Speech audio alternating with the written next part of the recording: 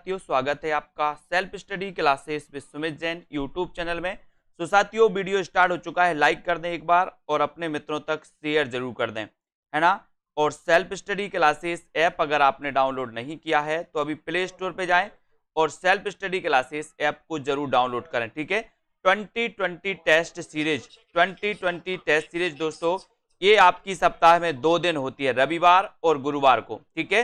सप्ताह में 2 दिन सेल्फ स्टडी क्लासेस ऐप पर ये सीरीज होती है। तो हमारे जितने भी साथी हैं सभी लोग एक बार वीडियो को लाइक जरूर करेंगे और अपने मित्रों तक एक बार शेयर जरूर कर देंगे और ये सीरीज से सभी लोग जुड़े। और आज हम कुछ महत्वपूर्ण डाउट्स वाले प्रश्नों को लेकर के आए हैं, आप लोग पढ़ लेना दोस्तों, है ना। और ये निचोड़ क्लास स्टार्ट हो चुकी है दोस्तों 21 जून से, यानी कि 2 सेशन इसके हो चुके हैं। अब आगे की क्लासें और निरंतर चलती हैं दोस्तों। तो इसमें जिस भी साथियों को इसमें कोर्स में एडमिशन लेना है वो आराम से ले सकते हैं। और दोस्तों ये चतुर्थ बैच स्टार्ट होने वाला है 1 जुलाई से। तो इस बैच में जिसको भी एडमिशन लेना है वो लेकर के अपना अध्ययन बहुत अच्छे से कर सकते हैं, अभी भी बहुत टाइम है, आराम से कर सकते हो। लाइव क्लासें रहेंगी, विस्तृत अध्ययन, टेस्ट, ट्रैक, डाउट सेशन, बहुत सारी चीजें आपको यहां पर मिलने वाली हैं, ठीक है। चलिए तो स्टार्ट करते हैं आज का इस सेशन सभी लोगों का। दोस्तों आज का पहला प्रश्न है कि उर्वशी के रचनाकार कौन है। उर्वशी के रचनाकार कौन है? जयशंकर प्रसाद, दिनकर, प्रेमचंद या फिर सुमित्रा नंदन पंत। उर्वशी के रचनाकार कौन है, जल्दी से बताइए। यहां पर 4 विकल्प हैं।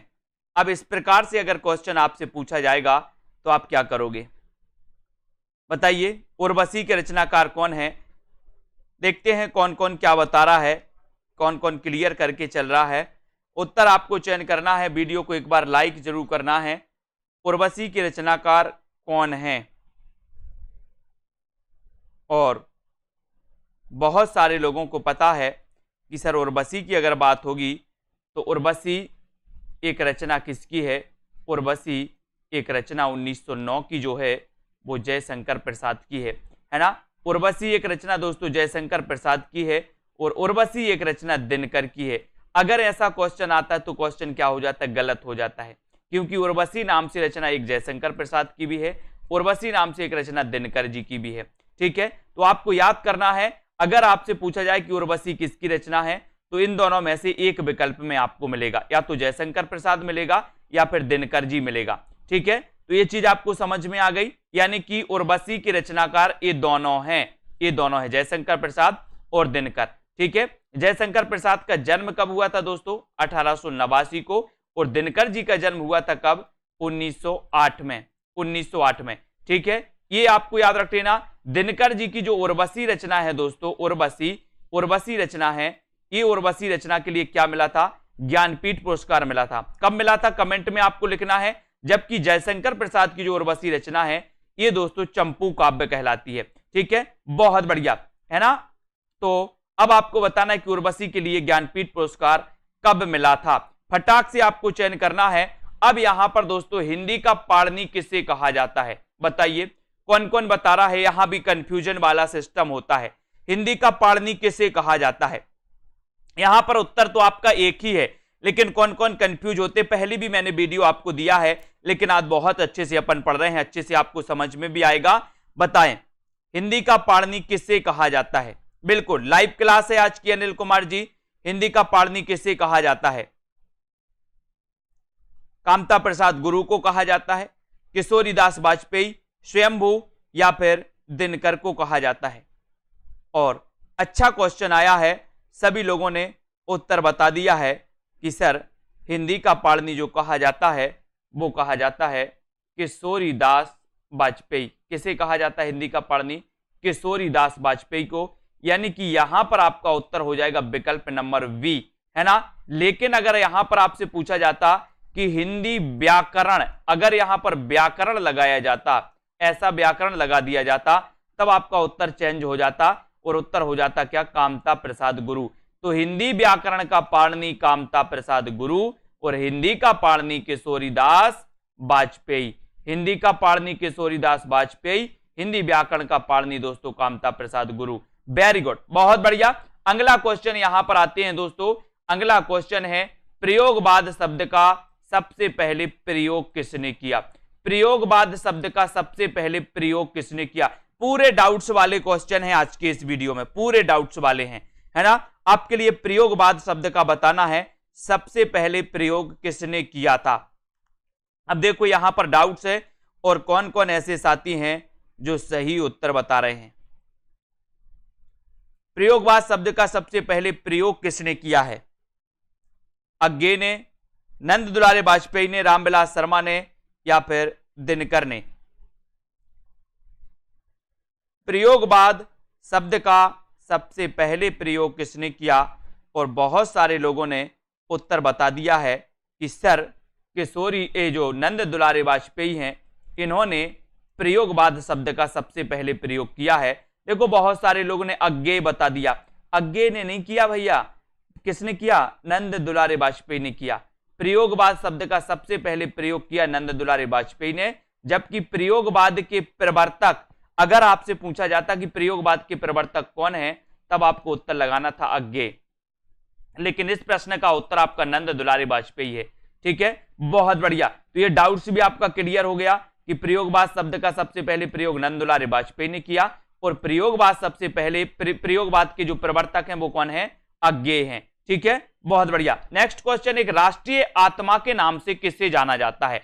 लो, क्वेश्चन भी बहुत अच्छा है लेकिन डाउट्स है इसमें, क्वेश्चन ये पूरे डाउट्स है, मैं आपको बता रहा हूं इसलिए संभल करके आपको उत्तर बताना है ना। एक राष्ट्रीय आत्मा के नाम से किसे जाना जाता है? माखनलाल चतुर्वेदी, राजा राम शुक्ल, लाला भगवान दीन, या फिर गोपाल शरण सिंह। देखते हैं कौन कौन सही उत्तर बता रहा है। एक राष्ट्रीय आत्मा के नाम से किसे जाना जाता है?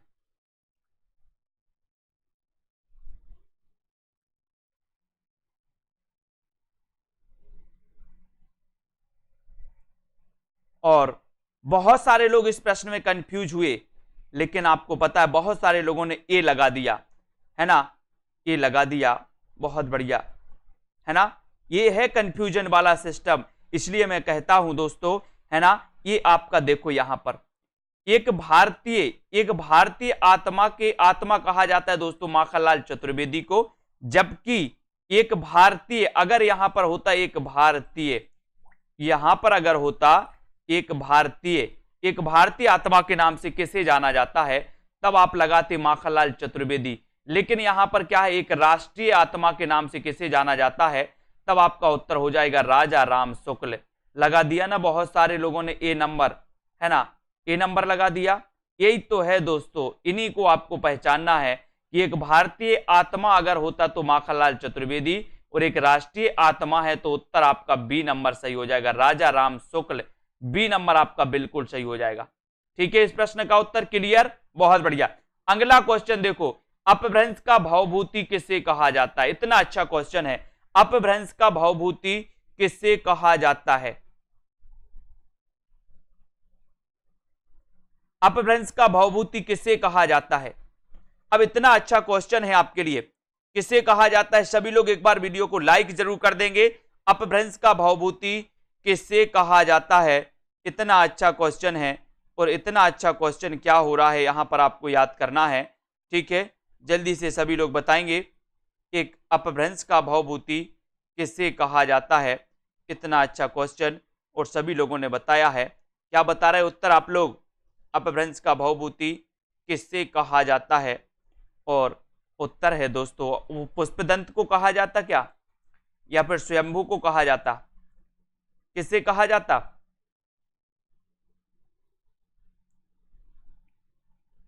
वेरी गुड, किसे कहा जाता है?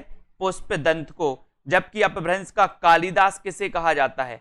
अपभ्रंश का कालिदास किसे कहा जाता है? एक क्वेश्चन आता है अपभ्रंश का कालिदास किसे कहा जाता है, और एक क्वेश्चन आता है अपभ्रंश का भावभूति किसे कहा जाता है।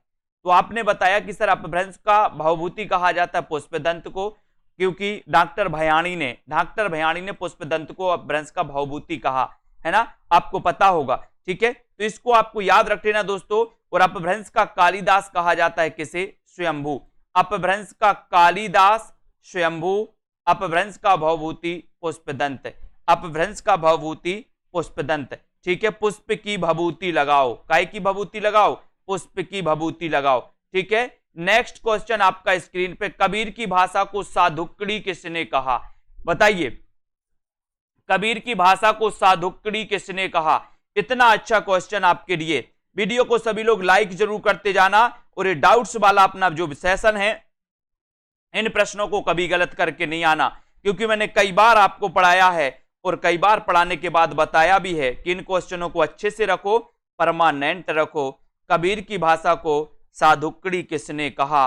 कबीर की भाषा को साधुकड़ी किसने कहा? रामचंद्र शुक्ल ने, श्याम सुंदर दास ने, राम कुमार वर्मा ने, या फिर राम बिलास शर्मा ने? और यहां पर आपका बिल्कुल सही आंसर जो आपने बताया है कि सर साधुकड़ी कहा है किसने? रामचंद्र शुक्ल ने। कबीर की भाषा को साधुकड़ी कहा है रामचंद्र शुक्ल ने। जबकि दोस्तों आपको पता है कि कबीर की भाषा को पंचमेल खिचड़ी किसने कहा? पंचमेल खिचड़ी किसने कहा? क्वेश्चन डाउट्स वाला क्वेश्चन है ना। कबीर की भाषा को पंचमेल खिचड़ी श्याम सुंदर दास ने कहा। बोले सर हमने पढ़ा तो बहुत, लेकिन जब ऐसी चीजें नहीं पढ़ी तो आप क्या पढ़ा? कुछ नहीं पढ़ा। पंचमेल खिचड़ी किसने कहा? श्याम सुंदर दास ने। साधुकड़ी किसने कहा? रामचंद्र शुक्ल ने। तो इस प्रश्न का उत्तर आपका 1 नंबर होगा, आ नंबर आपका बिल्कुल सही हो जाएगा। ठीक है, बहुत बढ़िया। अगला क्वेश्चन देखो, अर्धनारीश्वर के रचनाकार कौन है? अर्धनारीश्वर एक रचना है दोस्तों। अब अर्धनारीश्वर एक किसकी रचना है? अर्धनारीश्वर केवल रचना आपसे पूछा गया है, तो रचना बताइए किसकी मानी जाती है? दिनकर की है, विष्णु प्रभाकर की है, धर्मवीर भारती की है, या फिर रामबिलास शर्मा की है? अर्धनारीश्वर के रचनाकार कौन है? अर्धनारीश्वर के रचनाकार कौन है? ये उत्तर आपको बताना है, जल्दी से बताएं। अर्धनारीश्वर के रचनाकार कौन है? सभी लोग बताएंगे।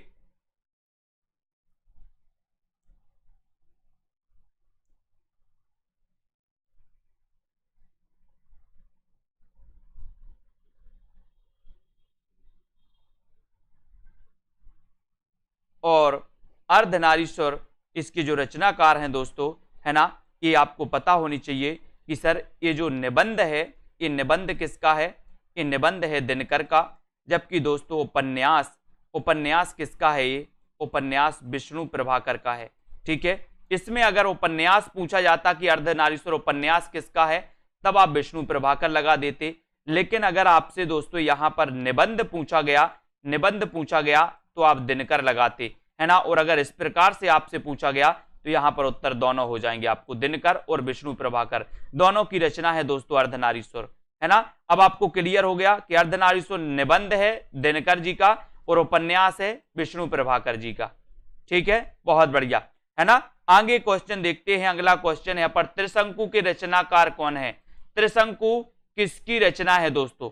बताइए। 4 विकल्प है त्रिशंकु के रचनाकार, आपको चयन करना। अज्ञेय, ब्रजमोहन सिंह, मन्नू भंडारी, या फिर प्रेमचंद। गलत नहीं होने चाहिए ऐसे क्वेश्चन। त्रिशंकु के रचनाकार कौन है? किसकी रचना है त्रिशंकु?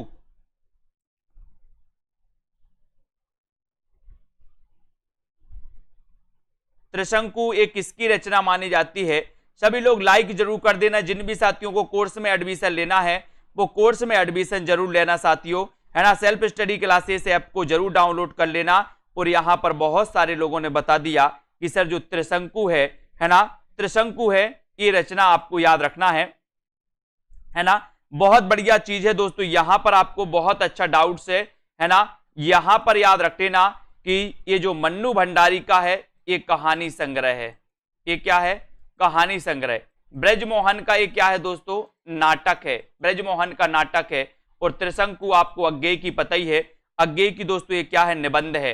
अज्ञेय का त्रिशंकु क्या है? निबंध है। अब देखो, आपसे इस प्रकार से क्वेश्चन पूछा गया था कि त्रिशंकु के रचनाकार कौन है, तब आपको ये त्रिशंकु तीनों कवियों की रचनाएं हैं। अज्ञेय की भी रचना त्रिशंकु है, ब्रजमोहन की भी रचना त्रिशंकु है, मन्नू भंडारी की भी रचना त्रिशंकु है। लेकिन आपको पता होगा कि अज्ञेय का एक क्या है? निबंध। ठीक है, ब्रजमोहन सिंह का एक क्या है दोस्तों? नाटक। ठीक है, और यहां पर देखो, यहां पर मन्नू भंडारी की क्या है दोस्तों? कहानी संग्रह, है ना। तो ये आपको याद रख लेना त्रिशंकु। ठीक है, त्रिशंकु के रचनाकार कौन है, त्रिशंकु निबंध किसका है, त्रिशंकु नाटक किसका है और त्रिशंकु कहानी किसकी है। ठीक है, बहुत बढ़िया। अब यहां पर आ जाते हैं प्रिया सिंह जी, नीचे नंबर चल रहे हैं तो नंबर पे कॉल भी कर सकते जिनको भी लेना है।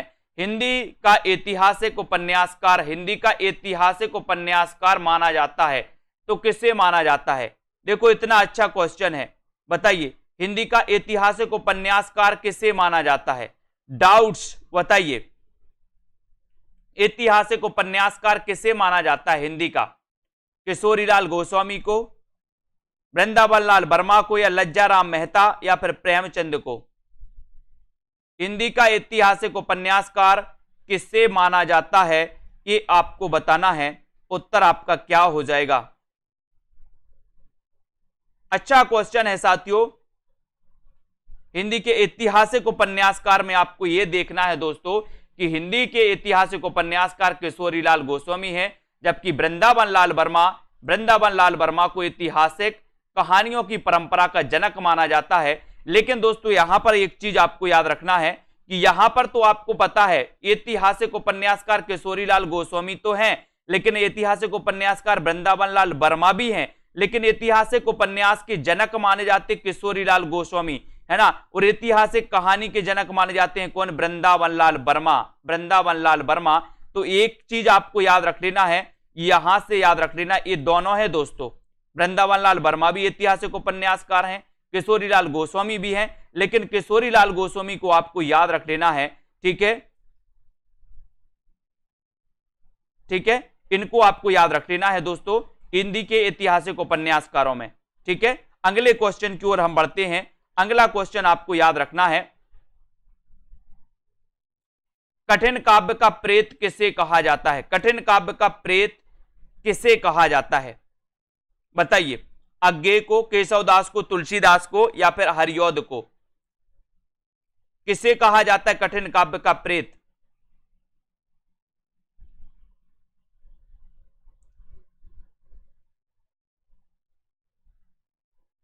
सभी लोग बताएंगे।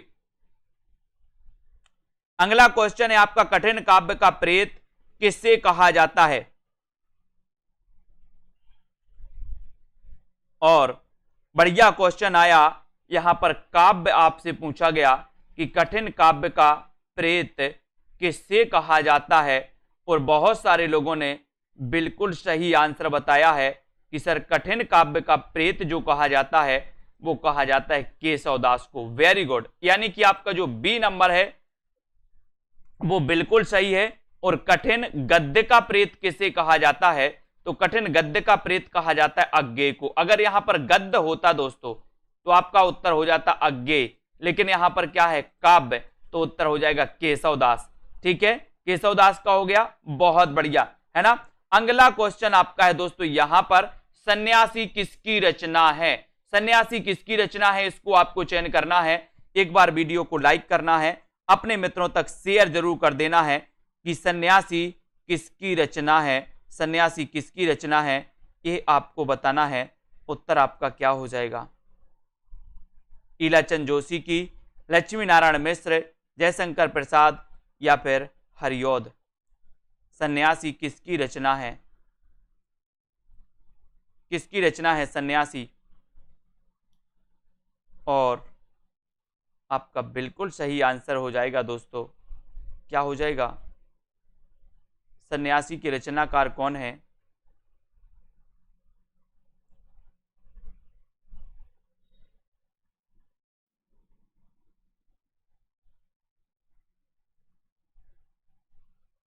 तो यहां पर आपको एक बार देख लेना है दोस्तों कि सन्यासी इनका उपन्यास है और इनका क्या है नाटक है ना। यहां पर देख लो एक बार कि इनका क्या है उपन्यास, इनका दोस्तों उपन्यास है और इनका क्या है नाटक, इनका क्या है नाटक।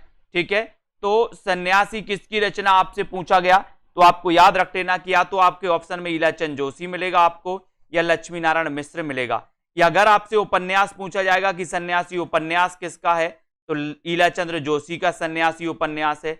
अगर आपसे पूछा जाएगा कि सन्यासी नाटक किसका है तो नाटक आपका लक्ष्मी नारायण मिश्र का नाटक है। ठीक है, लक्ष्मी नारायण मिश्र का ये सन्यासी नाटक है और सन्यासी उपन्यास है ईलाचंद जोशी का। ठीक है, बहुत बढ़िया। अगले क्वेश्चन की ओर बढ़ते हैं। मुक्ति पथ किसकी रचना है? मुक्ति पथ किसकी रचना है ना? मुक्ति पथ के रचनाकार कौन है? उदय शंकर भट्ट, ईलाचंद्र जोशी, अभय मौर्य या फिर निर्मल वर्मा। मुक्ति पथ किसकी रचना है? ऐसा क्वेश्चन आपसे पूछ लिया गया, तब आपको चयन करना है उत्तर आपका क्या हो जाएगा। हाँ, जोश में आकर लोग संन्यास ले लेते। बहुत बढ़िया शैलेश जी। मुक्ति पथ किसकी रचना है, ये आपको बताना है। मुक्ति पथ किसकी रचना है? अच्छा क्वेश्चन है और आपका यहां पर बिल्कुल सही। यहां पर भी डाउट्स वाला सिस्टम है दोस्तों, है ना? यहां पर भी आपके लिए दिया गया है कि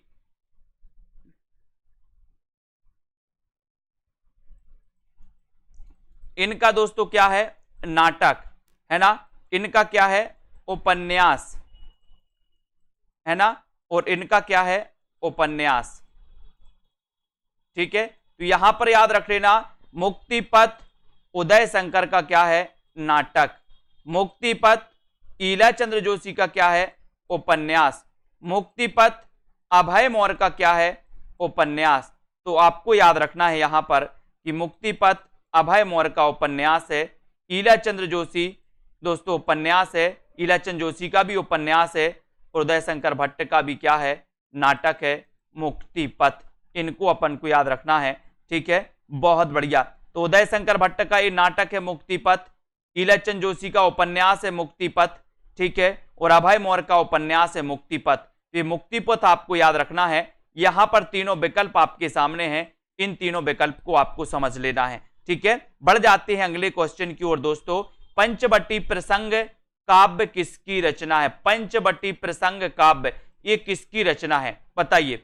मैथिली शरण गुप्त की, निराला की, भगवती चरण वर्मा या फिर धर्मवीर भारती की? पंचवटी प्रसंग काव्य किसकी रचना है? पंचवटी प्रसंग काव्य के रचनाकार कौन है? अब आप पढ़ते हो नॉर्मल, पंचवटी किसकी रचना है, पंचवटी प्रसंग के रचनाकार कौन है, ये आपको बताना है।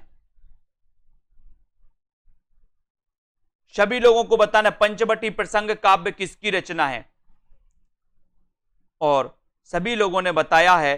देखो बहुत सारे लोग जिन्होंने नहीं पढ़ा है वो ये लगा रहे हैं कि सर ये तो मैथिली शरण गुप्त हैं, लेकिन इस भूल में मत रहना, है ना मेरे भाइयों, है ना। यहां पर आपका उत्तर हो जाएगा निराला। क्या हो जाएगा? निराला हो जाएगा, यानी आपका बी नंबर बिल्कुल सही हो जाएगा।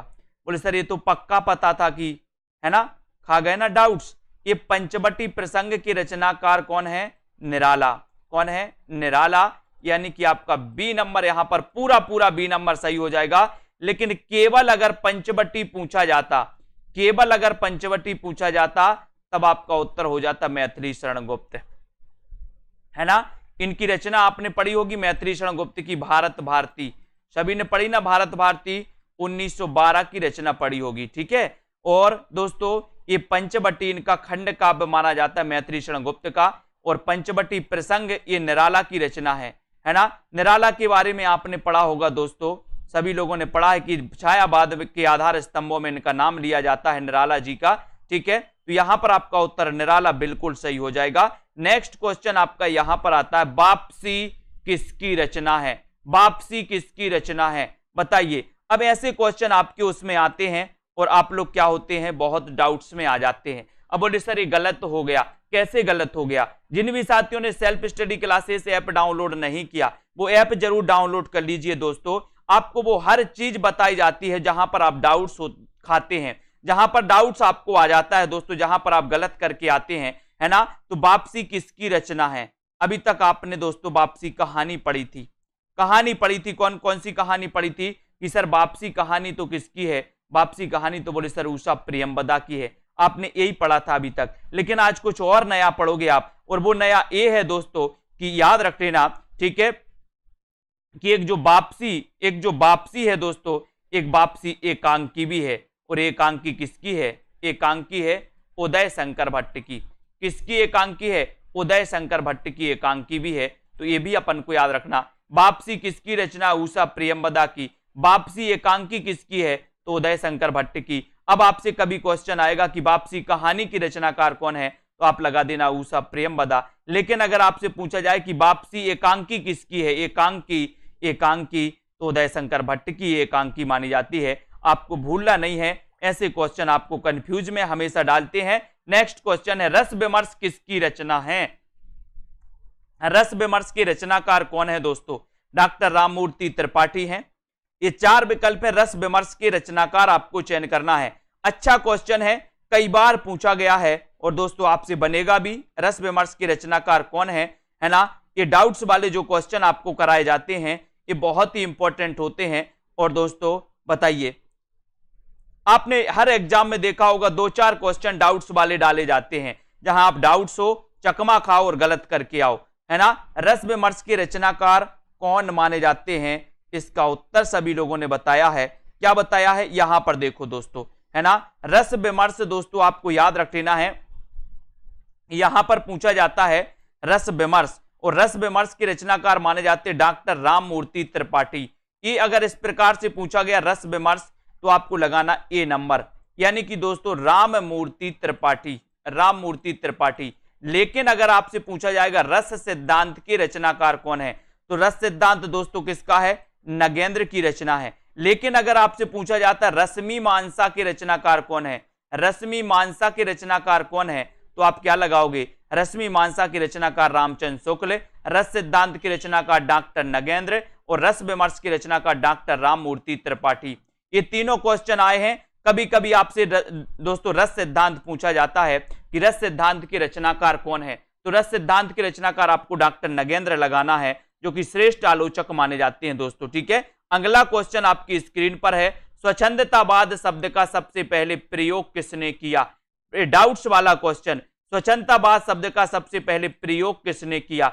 आप पढ़ते हैं रोज, लेकिन दोस्तों बहुत अच्छे से आपको देखना है, कुछ डाउट्स वाले प्रश्नों को भी आपको पढ़ना है। स्वच्छंदतावाद शब्द का सबसे पहले प्रयोग किसने किया, ये भी आपको बताना है। श्रीधर पाठक, रामचंद्र शुक्ल, डॉक्टर नगेंद्र या फिर मुकुटधर पांडे।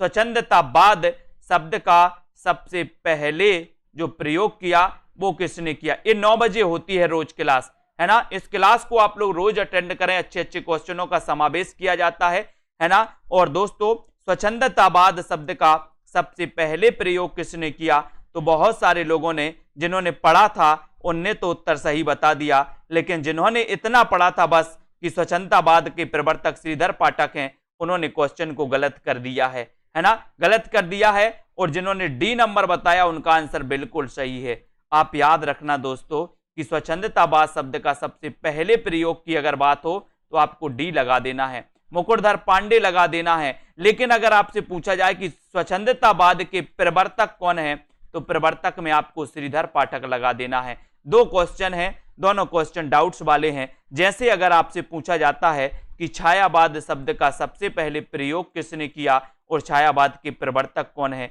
ऐसे क्वेश्चन आते हैं जब, तो आपको डाउट्स में नहीं रहना है। स्वच्छंदतावाद शब्द का पूछा था इसलिए हमने मुकुटधर पांडे लगाया, और अगर प्रवर्तक पूछते तो हम श्रीधर पाठक लगाते, है ना। क्लियर, बहुत बढ़िया। अगला क्वेश्चन देखते, फूलों का गुच्छा के रचनाकार कौन है?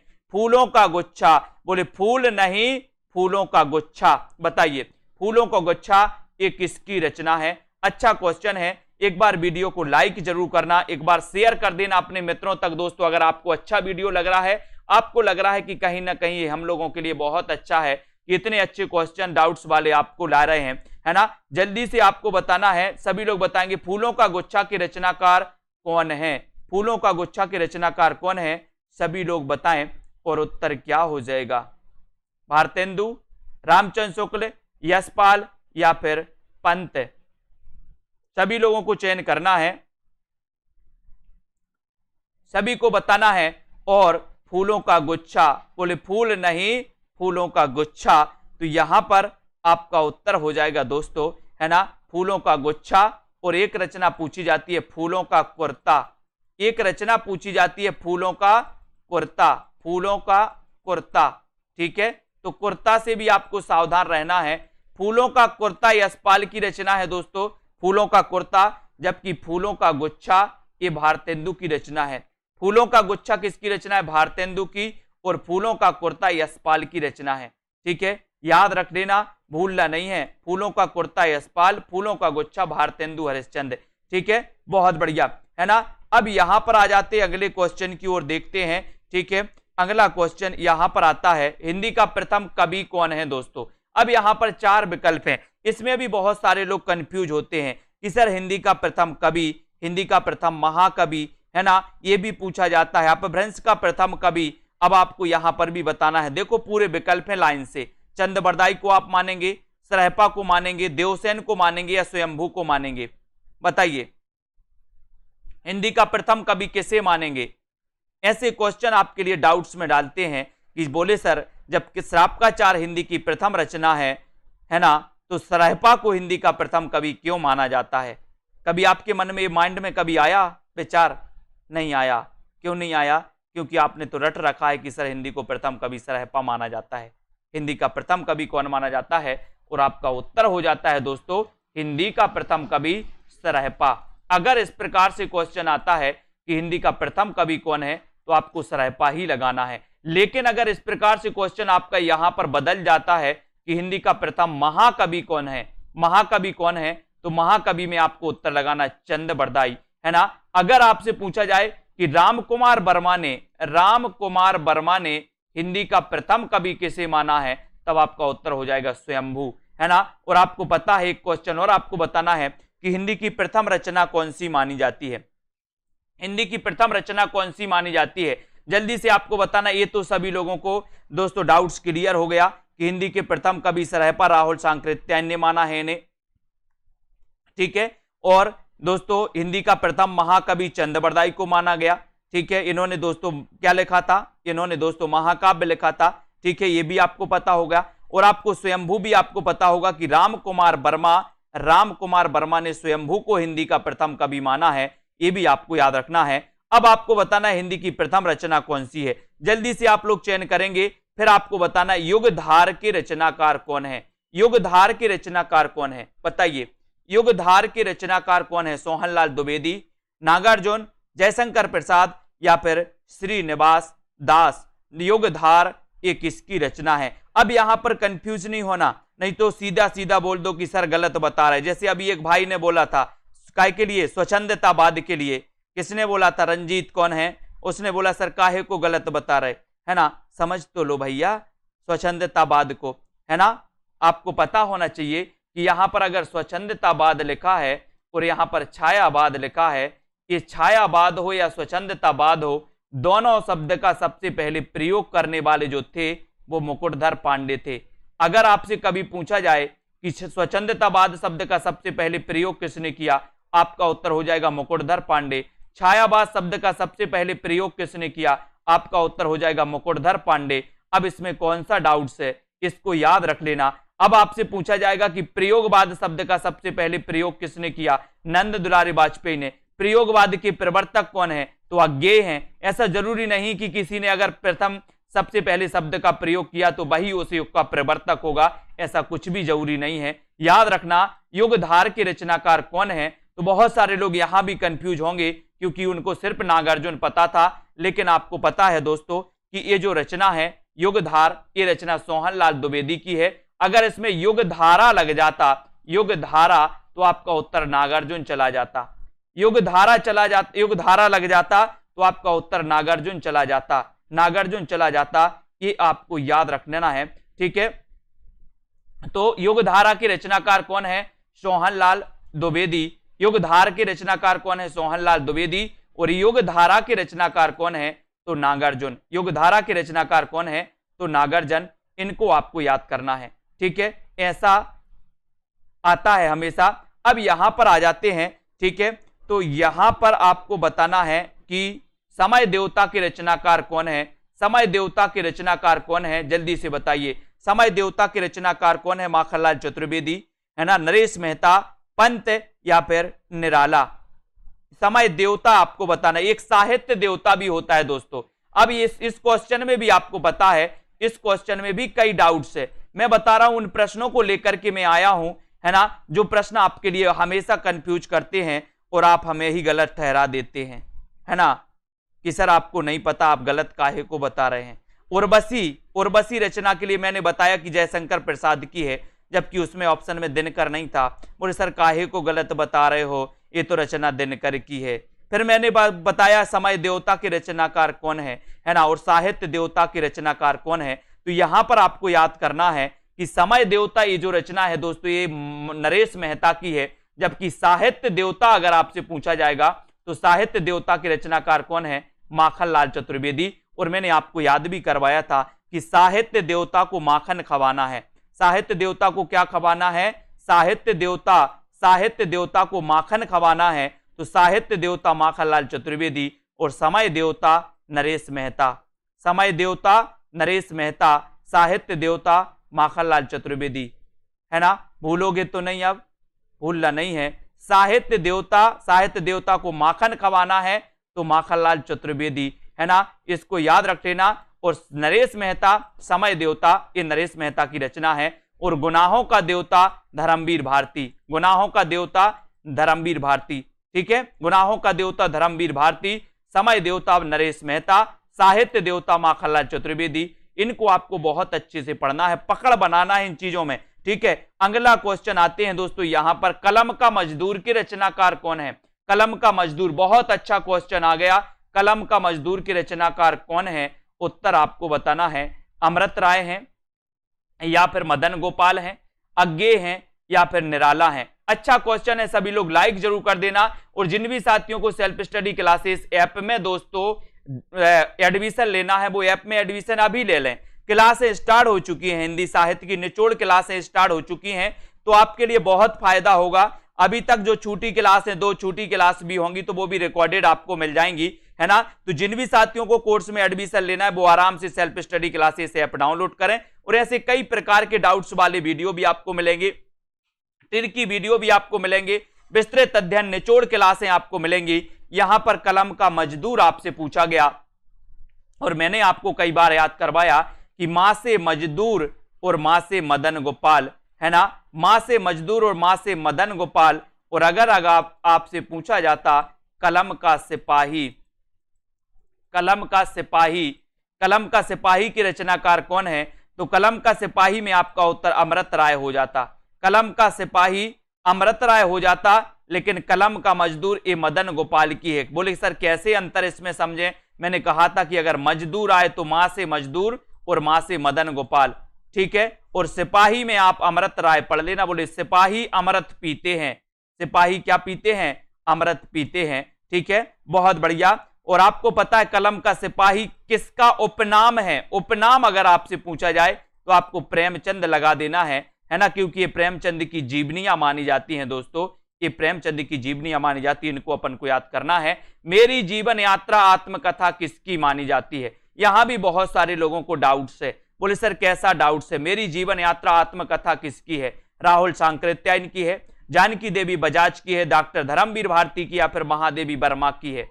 मेरी जीवन यात्रा, अब देखो यहां पर दोनों चीजें हैं दोस्तों। अब आत्मकथा पूछा गया है, तब आपका उत्तर क्या हो जाएगा, मेरी जीवन यात्रा आत्मकथा किसकी है, मेरी जीवन यात्रा आत्मकथा के लेखक कौन है, और आपका बिल्कुल सही यहां पर उत्तर हो जाएगा। ये दोनों जो महानुभाव हैं यहां पर देखो, तो इन्होंने अपनी अपनी आत्मकथा लिखी है दोस्तों इसी नाम से, यानी कि आपका उत्तर ए और बी दोनों हो जाएगा। राहुल सांकृत्यायन भी हैं और जानकी देवी बजाज की दोस्तों, इनकी भी आत्मकथा है मेरी जीवन यात्रा। तो आप कंफ्यूज नहीं होना, कभी आपसे पूछा जाए कि मेरी जीवन यात्रा आत्मकथा किसकी है, अगर ऑप्शन में राहुल सांकृत्यायन है तो राहुल सांकृत्यायन लगा देना, अगर ऑप्शन में जानकी देवी बजाज है तो जानकी देवी बजाज लगा लेना। दोनों कभी आपको ऑप्शन में नहीं देखेंगे, ठीक है। तो यहां पर आपकी दोनों की मेरी जीवन यात्रा नाम से आत्मकथा इन्होंने लिखी है, इनको अपन को याद करना है ना। ऐसे ही आप लोग पढ़ते रहें दोस्तों, वीडियो को लाइक करते रहें, जितने भी हमारे साथी हैं। बहुत अच्छा लगा होगा आपको कि, है ना, आपको दोस्तों पढ़ करके मजा आया होगा कि ऐसी बहुत सारी रचनाएं हैं, ऐसे बहुत सारे प्रश्न हैं जो आपके मस्तिष्क में कुछ और बैठ गए हैं, लेकिन वास्तव में कुछ और उत्तर उनका है, ठीक है। तो ऐसे ही आप लोग बनाए रहें, सहयोग बनाए रहें, वीडियो को लाइक और शेयर करते रहें। जिन भी साथियों को दोस्तों सेल्फ स्टडी क्लासेस, अगर आपने ऐप डाउनलोड नहीं किया है तो ऐप को आप डाउनलोड कर लें। और दोस्तों वहां पर 2020 टेस्ट सीरीज होती है, सप्ताह में 2 बार होती है, रविवार और गुरुवार को होती है। तो उस टेस्ट सीरीज में आप भाग ले सकते, बिल्कुल फ्री है ना। बाकी दोस्तों आपको निचोड़ क्लास स्टार्ट हो चुकी है हिंदी साहित्य की, जिसका लक्ष्य है कि 10 दिन में हिंदी साहित्य का निचोड़ पढ़ना है जो पूछा जाता है ना। तो इससे आपको दोस्तों याद रख लेना कि जिनको भी इसमें एडमिशन लेना है वो एडमिशन ले सकते हैं। निचोड़ क्लास है जिनका 10 दिन के अंदर कोई एग्जाम है तो वो इसमें दोस्तों एडमिशन ले सकते हैं। इसका मात्र 1199 में आप कर सकते हैं, ठीक है। और दोस्तों मेरा दूसरा व्हाट्सएप नंबर भी नीचे चल रहा है ना, 62, ये मेरा दूसरा व्हाट्सएप नंबर भी नीचे दोस्तों लाइन में चल रहा है, उसको याद कर लेना। और दोस्तों उस पर आप व्हाट्सएप करके हमसे बात भी कर सकते हैं, है ना। और दोस्तों ये चतुर्थ बैच भी स्टार्ट हो रहा है, इनको भी आपको याद रखना। तो जिन भी साथियों को एडमिशन लेना है, ठीक है, कुमारी हेमा जी, बबीता, बीनू जी, दारसू, पूनम, हरिओम जी, सीमा जी, रीना जी, ऑल इन वन जी, अर्शदीप जी, बहुत बढ़िया, रामेश्वर जी, अलका, अजित जी, कुमारी जी, ममता, रीता जी, ओमदेव, हेमलता, KM, सुनीता, रीसू जी, मनीषा, पूनम जी, अत्यांश जी, विद्या जी, अनीता जी, दिव्या जी, पूनम जी, कुलदीप जी, बहुत बढ़िया, गीतिका जी, विजय लक्ष्मी, प्रमोद पांडे, सीमा जी, अभय यादव जी। धन्यवाद साथियों, लगे रहें, वीडियो को लाइक करते रहें। और विद्या जी, मनीषा गिल जी, सोनू जी, रीता कांत जी, प्रीति पाल जी, मीनू जी, है ना, कुलदीप, ज्योति जैन जी, रजनी जी, मधु जी, बहुत बढ़िया, प्रमिला, मीना जी, अनया जी, डॉली सेठ जी, और बिल्कुल लवली ठाकुर, दारसू शर्मा जी, जितने भी हमारे साथी हैं वीडियो को लाइक अपने मित्रों तक शेयर जरूर करें। वैशाली, कुलदीप जी, तरण जी, है ना, शिवांशी, आराधना जी, प्रदीप जी, अलका, अमृता, रचना जी, कामना जायसवाल जी, बहुत बढ़िया, सभी साथियों को बहुत बहुत धन्यवाद। ओम देव जी, मोहित जी, राजीव जी, उदय जी, धन्यवाद। सभी साथी जुड़े रहें, लाइक करते रहें। सेल्फ स्टडी क्लासेस ऐप को जरूर डाउनलोड कर ले साथियों, और आगे जरूर बढ़ते रहें, ठीक है। तो जितने भी हमारे साथी हैं उनको आगे जरूर बढ़ना है, लाइक करना है, शेयर करते रहना है, और अध्ययन तो रुकना नहीं चाहिए, अध्ययन तो आपको करना ही है। और सेल्फ स्टडी क्लासेस ऐप को जरूर डाउनलोड कर लेना, ठीक है। सभी साथियों को धन्यवाद। एग्जाम आपके निकट हैं, हर एग्जाम आपके आने वाले हैं, ठीक है। तो सभी साथी इसी प्रकार से जुड़े रहें दोस्तों, और सभी लोग सेल्फ स्टडी क्लासेस ऐप को जरूर डाउनलोड कर लें। अध्ययन इसी प्रकार से अपना चलेगा, सभी लोग करें। और आज के इस वीडियो के लिए बस इतना ही दोस्तों, जय हिंद।